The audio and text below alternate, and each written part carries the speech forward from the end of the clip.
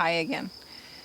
So this session is not really a part of the course, but I wanted to take out some time and just talk a bit about my story and what led me to regenerative leadership and the regenerative field in general. For those of you interested in knowing more about my background and where I come from and my approach to this. So I've been passionate about contributing to building thriving, sustainable societies, or known that was my kind of life path since I was very young. I remember seeing a documentary when I was about 8 or 9, where it was a documentary from the rainforest showing how oil companies were destroying that.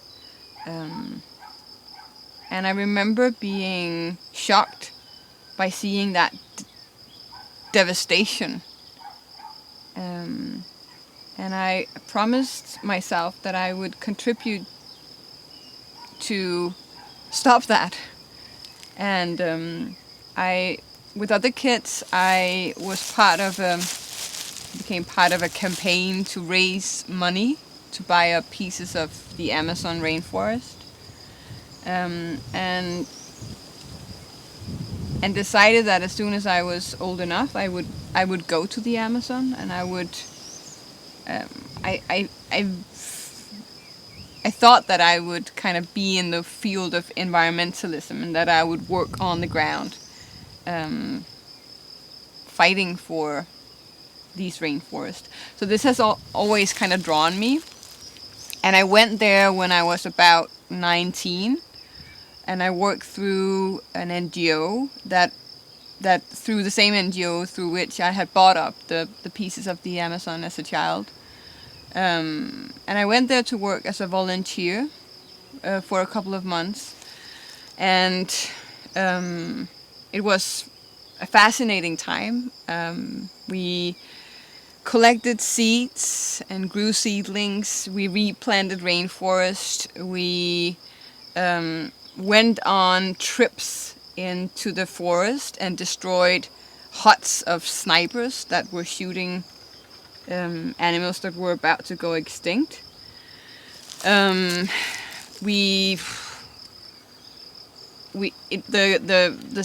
kind of reforestation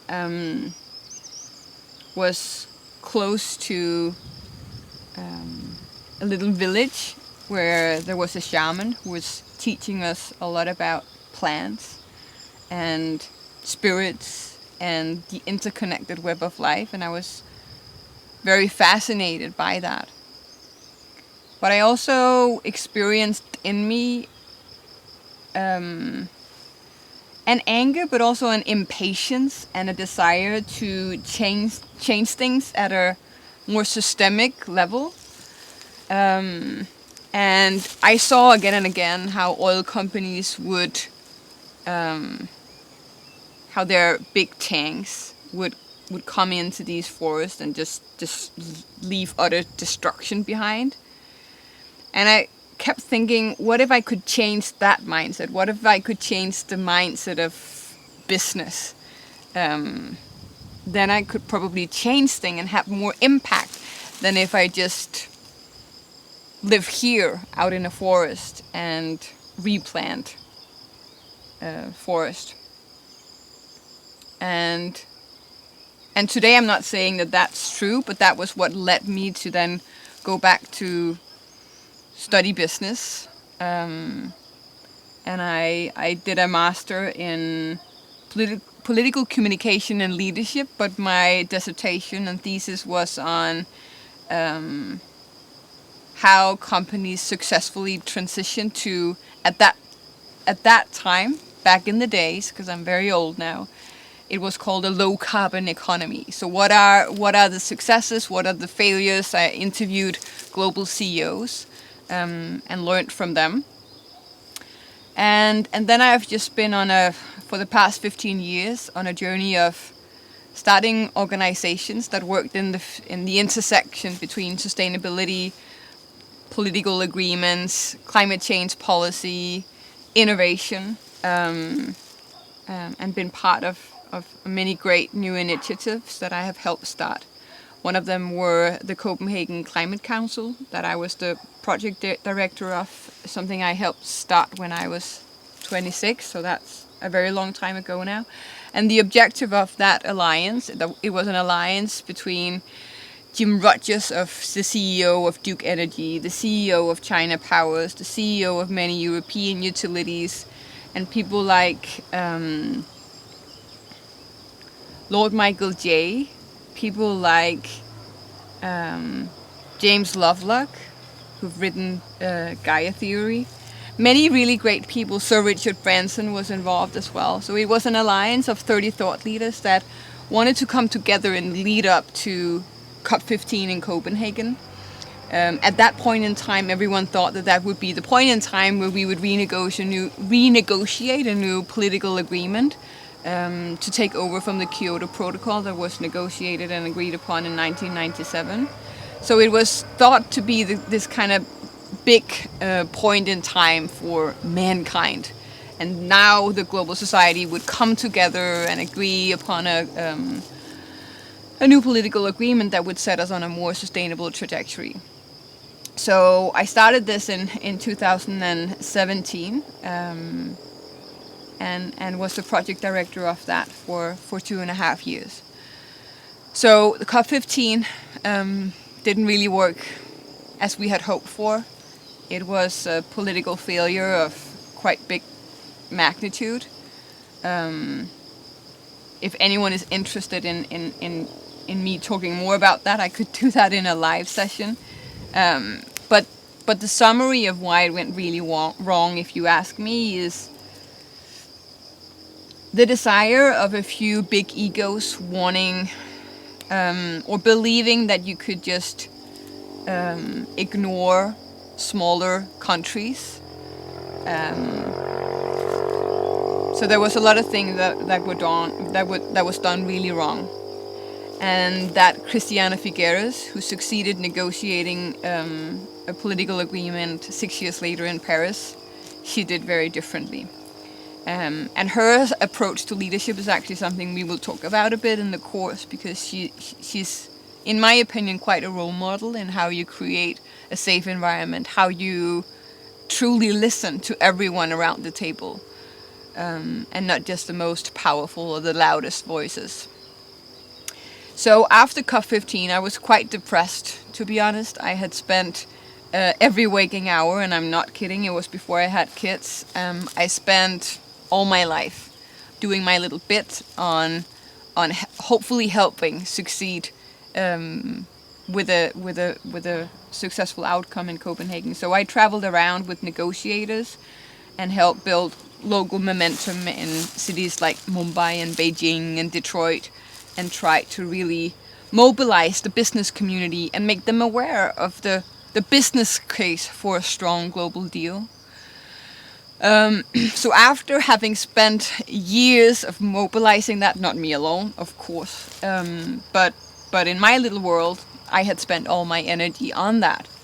And when everything just collapsed, I was exhausted and sad, and moved to San Francisco. And once I had regained my energy, I thought, okay, we can't lose this momentum that so many people had spent years on mobilizing leading up to COP15 in 2009. We can't lose everything now. So what we had succeeded with, and I mean many thousands of people, what we had succeeded was to create awareness around the importance of mobilizing people towards climate change. But what I think many people did wrong, many organizations, many NGOs, many business leaders did wrong, was to communicate in doom and gloomsday messages. So instead of pointing towards an exciting vision of the kind of future we could co-create, it became very heavy, and it became very technical, every communication around the need for radical change. So I think we lost a lot of people in the movement back then. And I thought that if we were to mobilize people and make them excited about contributing to building a future where we could actually live healthy, thriving lives on this planet, we needed a new approach. So in San Francisco, I wrote a book called Guide to Sustainia. It was a vision of what would different sectors, from everything from transportation, food, energy, the clothes you wear, how would every kind of key sector, how could that look like in 10 years' time? I wrote that in 2010, so how could that look like in 2020, which back then was like in the future. That was actually last year. But anyways, I wrote Guide to Sustainia, and thankfully that created a bit of momentum, momentum enough so that we could create an organization around it. Momentum enough so that people like Christiana Figueres and Gro Harlem Brundtland, Arnold Schwarzenegger, and many others wanted to be involved, wanted to be ambassadors, and wanted to be part of this new movement of making sustainability more desirable, more tangible, more fun, and easy to understand and relate to. So I led Sustainia and that organization grew, and our key purpose was to make the sustainable solutions covering 10 different sectors, put them on the map, make them the heroes. So Sustainia succeeded gathering a lot of attention and awareness, and we had people like Arnold Schwarzenegger and Pharrell Williams be ambassadors of that little movement to make sustainable solutions fun and exciting.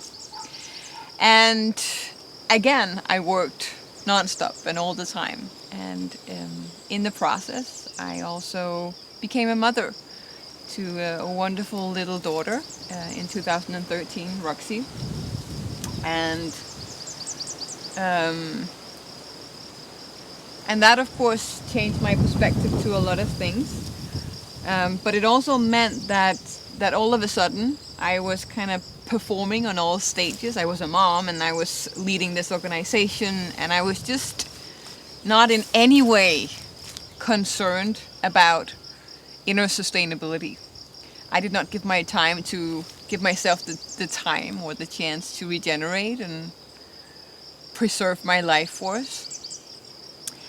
And then in the summer of, it's over 6 years ago, I had a traumatic brain injury, and a long story short, I couldn't do anything for a very long time.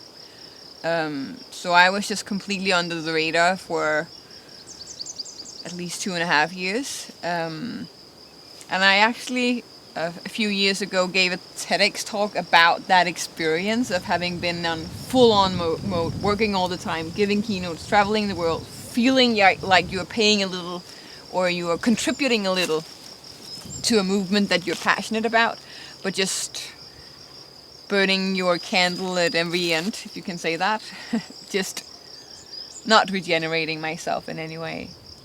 And that injury was a major blessing in disguise. Of course, it was a traumatic experience. My daughter was 2 at the time, and I could only play with her for 10 minutes at a time. I had to spend a lot of time resting.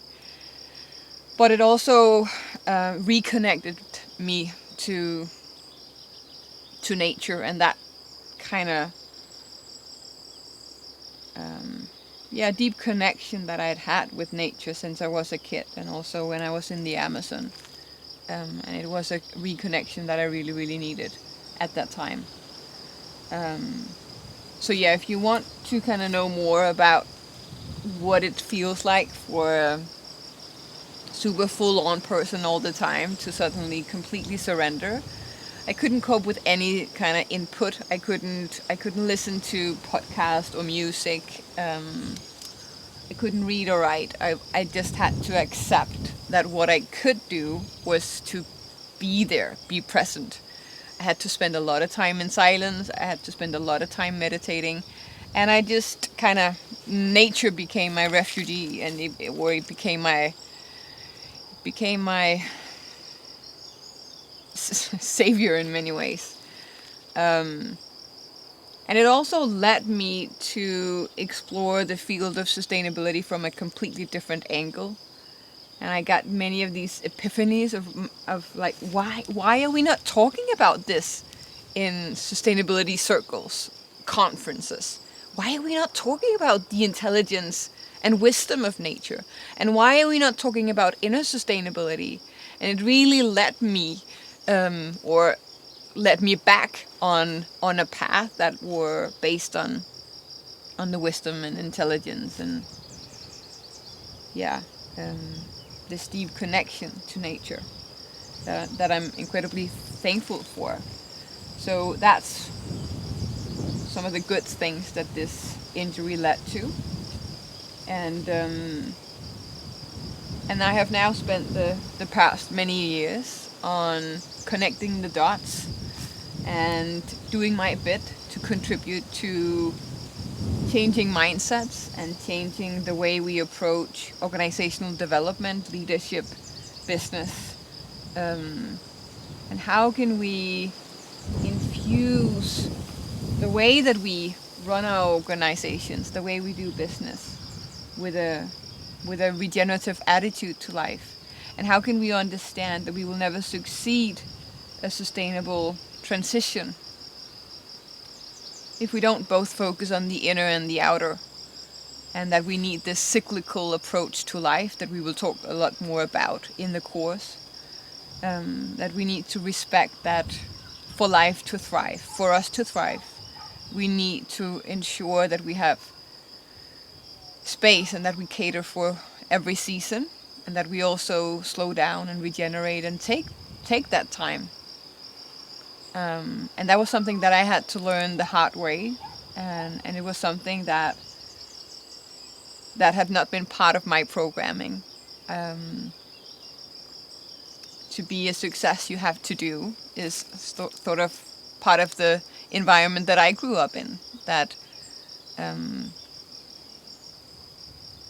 rest and regeneration is not a part of how you live your life. But it has been such a fundamental part of my life now. It is such a fundamental part of my life now.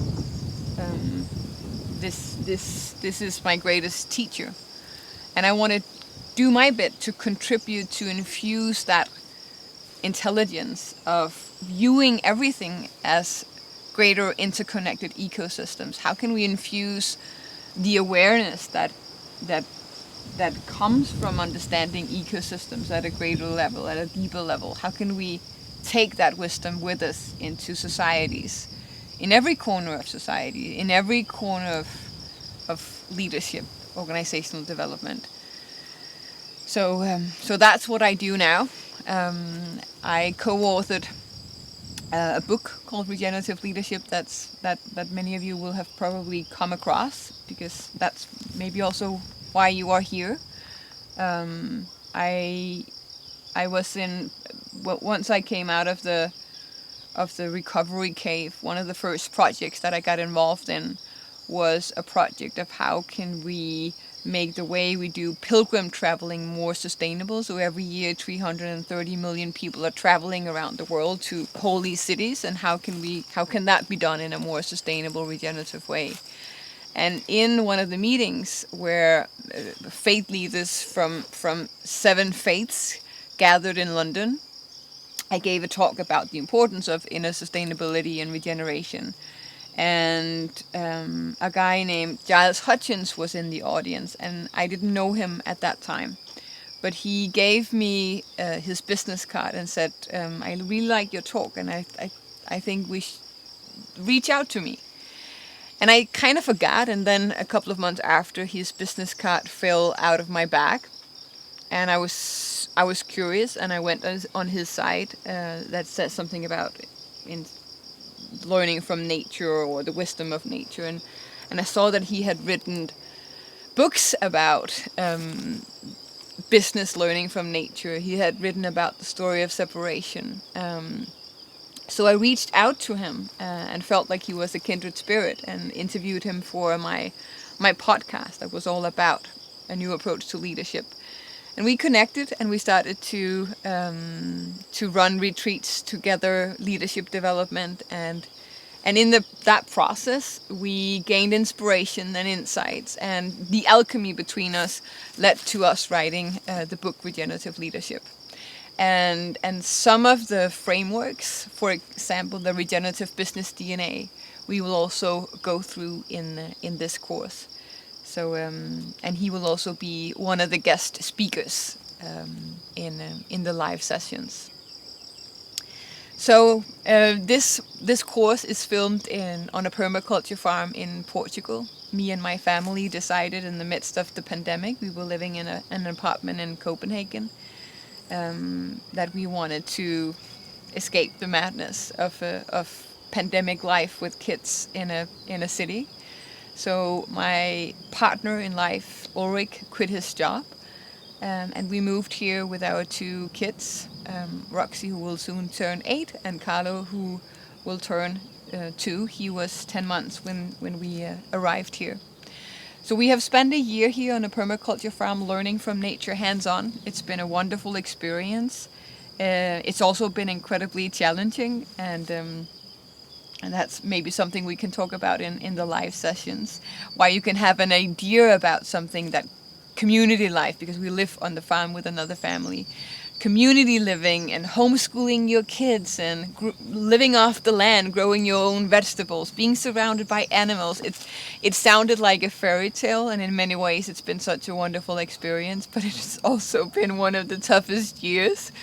I've felt like I've sometimes had many jobs in one, having the kids around all the time, running workshops virtually from the room that you will see, like building and cultivating land, learning to live closely with another family. Suddenly our children had siblings, almost new siblings, and learning how to take care of animals. It's just been a lot, and it's been quite the process that we are incredibly thankful for, but also something that I look forward to talking more about, because, and that's also something we will talk about in the course, that the alchemy between night and day, shadows, and integrating all of who you are in how you go about life, and being honest about everything and not suppressing anything, that everything needs to be brought out into light. But that's another chapter of my life, of talking more about that. For now, I look forward to meeting you, and thank you to those of you that watched the entire kind of backstory to my life, and why I'm on a mission on making regenerative leadership the new norm. I look forward to working with you on making that a reality. Thank you so much.